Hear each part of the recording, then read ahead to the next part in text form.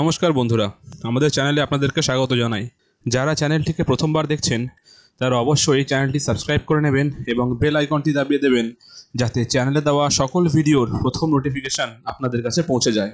ফলে এখনকার সবচেয়ে বড় ব্রেকিং নিউজ বলতে পারেন, আমাদের কাছে এডিট অপশান অফিসিয়ালি নোটিফিকেশান এসে গেছে।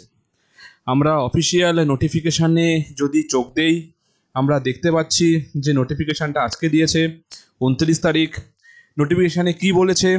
This is for information of the applicants under second SLST 2025 for classes 9, 10 and 11, 12 that they will be allowed to edit their applications through online in respect of fields, খুব গুরুত্বপূর্ণ, মন দিয়ে শুনবেন, that is name, date of birth, gender, photo with signature during the period 30/7/2025 মানে আগামীকাল থেকে 3 তারিখ পর্যন্ত এডিট করার অপশানটি থাকছে।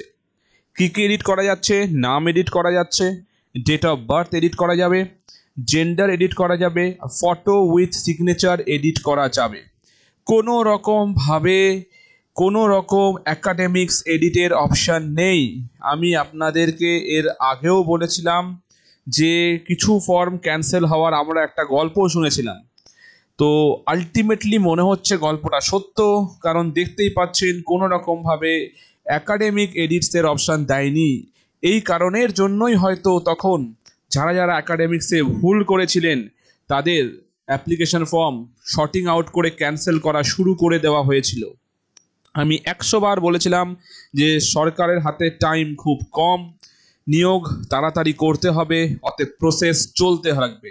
যদি বন্ধ থাকে প্রসেস, সময়ের জন্য ওয়েট করে থাকে, তাহলে কিন্তু প্রসেসটা ডিলে হয়ে যাবে। আর এই সরকার সুপ্রিম কোর্টের আদেশকে আর অমান্য করতে চায় না, 31শে ডিসেম্বরের মধ্যে নিয়োগ কমপ্লিট করতে চায়।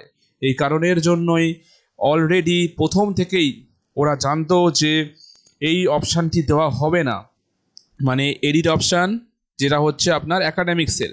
এই কারণের জন্যই যাদের অ্যাকাডেমিক্সে ভুল ছিল, বারে ওদেরকে বলা হয়েছিল অ্যাকাডেমিক্সে কোনো রকম ভুল থাকলে নতুন অ্যাপ্লিকেশান করতে, যাতে নতুন অ্যাপ্লিকেশান ফর্মটি গৃহীত হয়। এই কারণেই লেটেস্ট অ্যাপ্লিকেশান ফর্ম বা লেটেস্ট রেজিস্ট্রেশন ফর্ম যেটাই বলুন, সেটা গৃহীত হবে। বারে বলেছিল। আমরাও 100 বার ভিডিওতে বলেছিলাম যে যদি ভুল হয়ে থাকে আপনি তাহলে আবার ফর্ম ফিল আপ করুন, তাতে মানছি টাকাটা নষ্ট হবে, কিন্তু আপনার ফর্ম ক্যান্সেল হবে না। যেটা লেটেস্ট অ্যাপ্লিকেশন থাকবে সেই ওয়াইজ আপনার অ্যাডমিট কার্ড আসবে। কারণ এই এডিট অপশানটা আসবে না, আমরা সেটা প্রথম থেকেই আশা করেছিলাম।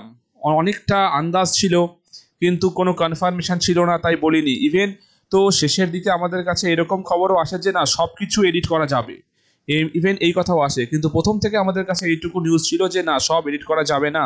আমি আগের ভিডিওগুলো যদি আমার শুনে থাকেন, আপনারা শুনবেন, সেখানে আমি বারে বলেছিলাম যে হয়তো সব এডিট করতে দেবে না, একাডেমিক সেকশন হয়তো এডিট করতে দেবে না। আমি প্রথম দিকে এই কথাটা আগে আপনাকে বলতাম। যাই হোক, তখন কমেন্ট বক্সে আমি অনেক কথাই শুনেছি, অনেক কিছু। যাই হোক, সেটা কিছু মনে করছি না। খালি এটা মনে রাখবেন যে তাহলে কারা ফর্ম অ্যাপ্লিকেশন মানে কী এডিট করা যাচ্ছে। তাহলে শুধু নাম এডিট করা যাচ্ছে, জেন্ডার এডিট করা যাচ্ছে, আর যেটা সবচেয়ে ইম্পর্টেন্ট যেটা ছিল সিগনেচার। আমি বলেছিলাম না, সিগনেচার এটা এডিট করতে না পারলে কিন্তু পরে ঝামেলা হবে, এটা নিয়ে একটা পরীক্ষা হলেও ঝামেলা হবে।